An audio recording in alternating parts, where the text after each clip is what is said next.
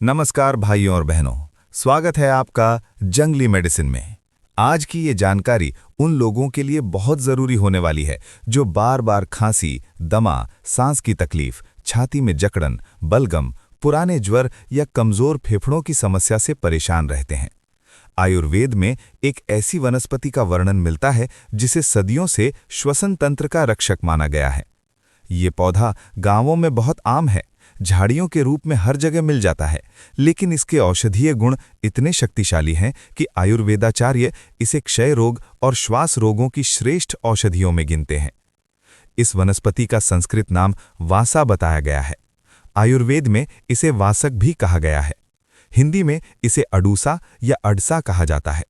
कई क्षेत्रों में इसे अरूसा या अडूलसा के नाम से भी जाना जाता है।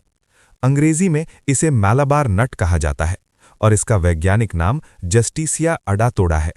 यही इसका बोटानिकल नेम है, जो आधुनिक रिसर्च और आयुर्वेदिक पहचान के लिए बहुत महत्वपूर्ण माना जाता है। आयुर्वेदिक दृष्टि से यदि इसके रस, गुण, वीर्य और विपाक की बात करें तो अडूसा का रस तिक्त और कषाय होता है। इसका वीर्य शीतल माना गया है और विपाक कटु बताया गया है। गुणों की बात करें तो ये लघु और रूक्ष है।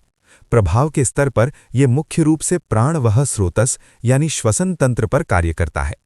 त्रिदोषों में यह विशेष रूप से कफ और पित्त को शांत करता है, जबकि अधिक मात्रा में लेने पर वात को थोड़ा बढ़ा सकता है।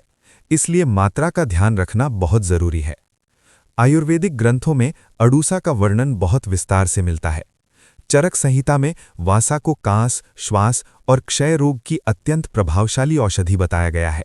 भाव प्रकाश निघंटू में लिखा गया है कि अडूसा कफ को बाहर निकालने वाला, स्वर को शुद्ध करने वाला, रक्तपित्त नाशक, हृदय के लिए हितकारी, प्यास बुझाने वाला और ज्वर, वमन, कुष्ठ, क्षय जैसे रोगों को नष्ट करने वाला है। राज निघंटू में इसे तिक्त, कटु, शीतल, कफहर, रक्तपित्त और कमला यानी पीलिया नाशक कहा गया है। अब बात करते हैं इसके औषधीय फायदों की। अडूसा का सबसे प्रमुख उपयोग खांसी और श्वास रोगों में बताया गया है। चाहे सूखी खांसी हो या बलगम वाली, अडूसा दोनों ही स्थितियों में लाभ देता है। ये फेफड़ों में जमा कफ को पतला करके बाहर निकालने में मदद करता है, जिससे सांस लेने में आसानी होती है। दमा और एलर्जी से होने वाली सांस की तकलीफ में भी इसका प्रयोग बहुत उपयोगी माना गया है। क्षय रोग यानी टीबी के संदर्भ में आयुर्वेद में अडूसा को विशेष स्थान दिया गया है। प्राचीन आचार्यों का मानना था कि जब तक धरती पर वासा जैसी वनस्पति उपलब्ध है, तब तक क्षय रोग असाध्य नहीं माना जा सकता। आज के समय में भी इसे सहायक औषधि के रूप में प्रयोग किया जाता है, जिससे फेफड़ों की कमजोरी को बल मिलता है और खांसी में राहत मिलती है। अडूसा का उपयोग रक्तपित्त और नक्सीर जैसी समस्याओं में भी किया जाता है। इसकी शीतल तासीर शरीर की अंदरूनी गर्मी को शांत करती है और खून बहने की प्रवृत्ति को कम करने में सहायक होती है। इसी कारण इसे पित्तजन्य रोगों में विशेष रूप से उपयोगी माना गया है। ज्वर यानी बुखार की स्थिति में भी अडूसा का प्रयोग बताया गया है। विशेषकर जब बुखार के साथ खांसी, जुकाम और सीने में भारीपन हो, तब अडूसा शरीर को राहत देता है। ये शरीर की सूजन को कम करता है और श्वसन नलिकाओं को साफ रखने में मदद करता है। अब बात करते हैं इसके प्रयोग के तरीकों की। अडूसा के पत्तों का रस बहुत प्रचलित प्रयोग है। ताज़े पत्तों का रस लगभग 10 से 20 मिली की मात्रा में शहद के साथ लिया जाता है। ये खांसी, श्वास और बलगम की समस्या में अच्छा लाभ देता है। कड़वा स्वाद होने के कारण शहद या मिश्री के साथ इसका सेवन अधिक सहज हो जाता है।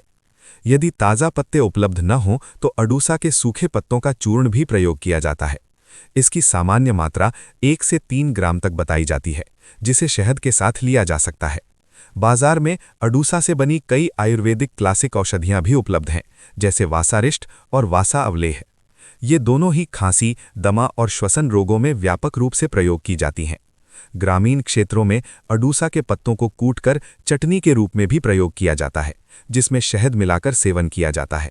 कुछ स्थानों पर इसके अर्क और क्षार का प्रयोग भी बताया गया है, लेकिन ये प्रयोग केवल योग्य आयुर्वेदिक चिकित्सक की देखरेख में ही करने चाहिए। आधुनिक शोध भी इस बात की पुष्टि करते हैं कि जस्टिसिया अडातोड़ा में ब्रोंकोडायलेटर, एंटी इन्फ्लेमेटरी और एक्सपेक्टोरेंट गुण पाए जाते हैं। इसके सक्रिय घटक श्वसन नलिकाओं को खोलने और बलगम को बाहर निकालने में सहायक माने गए हैं। इसी कारण आधुनिक हर्बल सिरप और दवाओं में भी इसका उपयोग किया जाता है। अब आपसे एक सवाल, आप इस वनस्पति को क्या नाम से जानते हैं और आपके यहाँ इसका कैसे प्रयोग किया जाता है? क्या आपने अडूसा या इससे बनी किसी आयुर्वेदिक दवा का उपयोग किया है? आपको इससे कितना लाभ हुआ? कमेंट करके ज़रूर बताइए ताकि दूसरे लोग भी आपके अनुभव से लाभ उठा सकें। अगर कोई जड़ी बूटी, दवा या पौधा आपको नहीं मिल रहा है तो उसे आप ऑनलाइन खरीद सकते हैं। वीडियो का डिस्क्रिप्शन चेक करें। याद रहे, हो सकता है कि आप इस वनस्पति या दवा को सही से न पहचान पाए हों या प्रयोग करने में कोई गलती कर दें। इसलिए इसका उपयोग करने से पहले किसी वैध आयुर्वेदिक चिकित्सक से परामर्श जरूर लें। ये जानकारी केवल आपके शैक्षणिक उद्देश्य के लिए दी गई है। वीडियो को लाइक करें, शेयर करें और अगर आपने अभी तक जंगली मेडिसिन चैनल को सब्सक्राइब नहीं किया है तो ज़रूर कर लें। उम्मीद करता हूं आज की जानकारी आपके लिए लाभकारी रही होगी। फिर मिलते हैं एक नई जानकारी के साथ नई वीडियो में। तब तक के लिए नमस्कार। जय आयुर्वेद।